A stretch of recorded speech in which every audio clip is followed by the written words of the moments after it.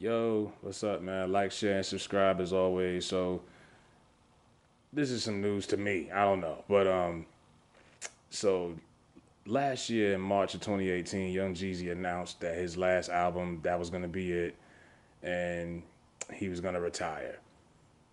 And I was like, okay, this feels right because it felt like the last few years Jeezy had definitely lost his clout in Atlanta.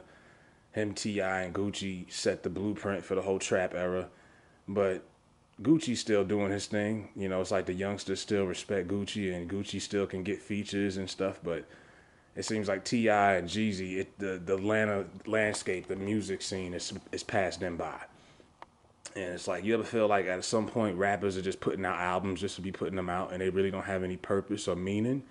That's what it felt like with Jeezy the last few years, because you know the last few albums just really didn't have that impact. It felt like he's just putting albums out just to finish his deal with Def Jam. You know, Church in These Streets, that didn't do too well. Trap or Die 3, you know, then Pressure. And it's just like, okay, it felt right. I was happy for him. I'm like, okay, it's time to move on. I thought Thug Motivation 103 was probably the last good album he put, and even that got kind of slept on. Wasn't really appreciated enough. Had some bangers on there. So now he's coming out and he puts on Instagram on the 23rd. He's gonna put out another album, The Legend of the Snowman, The Motivation 104. I'm like, I don't even know what to really even think, what to expect. Like I said, Jeezy is one of my favorite Southern rappers to ever do it. Not a great lyricist, not a whatever, but Jeezy is that nigga.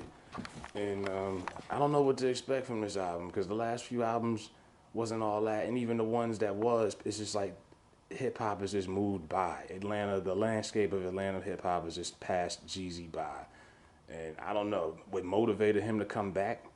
You know, they've seen Jay do it obviously two, three times, so I don't know if it was Nipsey's passing. I don't know what motivated Jeezy to come back, but he has, and it's like Thug Motivation 101, that shit came out when I was in high school. That album is one of the most impacted albums in my lifetime. I had the privilege of being in Brooklyn when Ready to Die came out. I was in St. Louis the summer of 2000 when Country Grammar came out. And I was in Jamaica, South Side, when Get Rich or Die Trying and that whole G Unit wave came out. And then I was in it down south when Thug Motivation came out. And that album had that same kind of effect on the South as Get Rich in Queens or Ready to Die in Brooklyn or Country Grammar in St. Louis. Now Country Grammar didn't have that effect on me, but I was in St. Louis visiting that summer, and I was happy for the people in St. Louis because they had never had nothing like that before. So those albums, that I was in, certain that I just seen the way those albums just took over and affected the whole city. You know, never seen nothing like that. Thug Motivation. I mean, I was selling those bootleg CDs in high school. You know what I'm saying? 10th grade. You could the Can't Ban the Snowman shirts. That shit was a real fucking movement. Like you would get suspended from school if they caught you with one of those. Once they figured out what it meant.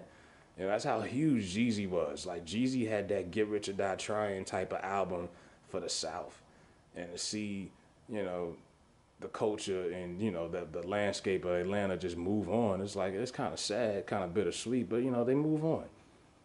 But I don't really think he has anything to prove. I don't know if he's doing this because he wants to prove something. Like Eminem felt like he had to do that with his last album. He had something to prove, and I'm like, rappers shouldn't have to feel like they got nothing to prove when your legacy's been cemented and you've sold all these records and done all of this shit. Jeezy ain't got nothing to prove to me or anybody. But yeah, the Motivation 104, The Legend of the Snowman. It's just like, I don't know, how much more shit can you talk about? See, with the first album, it felt surreal because you felt like this dude was really still selling dope.